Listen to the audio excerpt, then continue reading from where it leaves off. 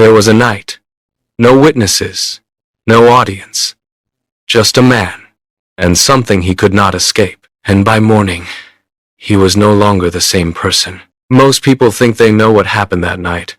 They don't. Because this wasn't just a fight. It was an identity crisis. A breaking point. A moment that decides who you become. Forever. And if you miss what really happened here, you might misunderstand what's happening in your own life right now. Let's go back to a man named Jacob. A man who had spent his entire life running. Running from his past. Running from his brother. Running from the consequences of who he used to be. He was clever. Strategic. Always one step ahead. But deep down, he knew something wasn't right. Because no matter how far he went, he couldn't outrun himself. Now he's on his way back. Back to face the one person he betrayed. Back to face the past he avoided. And fear is rising. Not small fear. The kind that keeps you awake. The kind that whispers, this might be the end for you. So that night, he sends everyone away. His family, his possessions, everything. And for the first time, in a long time, Jacob is alone. Then, suddenly, a man appears. No warning, no explanation. And he grabs him. This is not a conversation. This is a struggle. They begin to wrestle, not for seconds, not for minutes, but through the night. Think about that. No audience, no applause, no one to prove anything to. Just pressure, resistance, and a fight that refuses to end. And here's where it gets strange. This man doesn't overpower him immediately. Instead, he allows the struggle, almost like this fight is necessary. Then just before dawn, everything changes. With one touch, Jacob's hip is dislocated. Just like that. The fight could have ended instantly. So why didn't it? Because this was never about strength.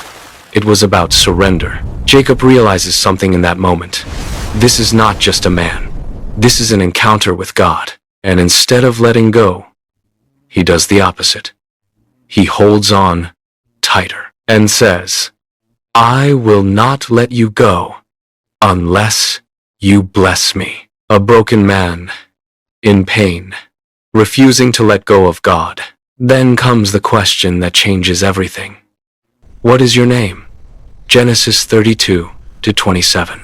Not because God didn't know, but because Jacob needed to say it.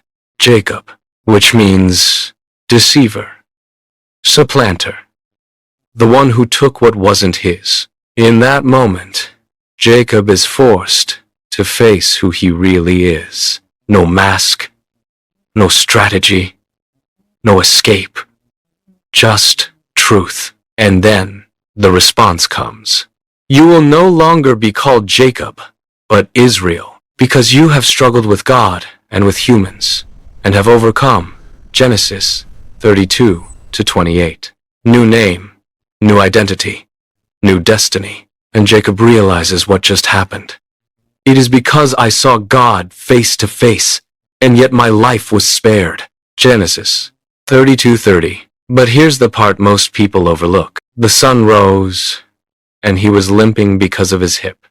Genesis 32-31. He didn't walk away untouched. He walked away changed. And this is where it becomes about you. Because there are moments in life where everything slows down, and you find yourself in a fight you didn't plan for. Not with people, not with circumstances, but something deeper. A struggle inside you. Questions you can't ignore. Patterns you can't escape. A version of yourself that keeps showing up even when you're tired of it. And it feels like pressure, confusion, silence. But what if that moment is your night? Because the Bible says, we wrestle not against flesh and blood. Ephesians 6:12. Meaning, not every battle in your life is physical. Some are internal, spiritual, deep. And, like Jacob, you've tried to move forward, but something keeps pulling you back. But here's the truth. The Lord is near to the brokenhearted. Psalm 34:18. God doesn't always remove the struggle. Sometimes He meets you inside it. Sometimes the breakthrough comes when you stop running and start holding on. Not when you win the fight, but when you refuse to let go. And yes, just like Jacob, you might walk away different. Not perfect, not untouched, but marked, changed, real. So here's the question. What are you currently wrestling with that you've been trying to avoid? And what if this is the moment that defines who you become next? If this spoke to you, type, I'm holding on.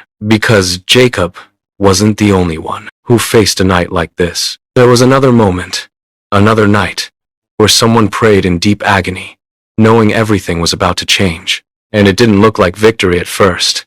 Not my will, but yours be done. Luke 22:42. And when you understand that moment, you'll finally understand this one.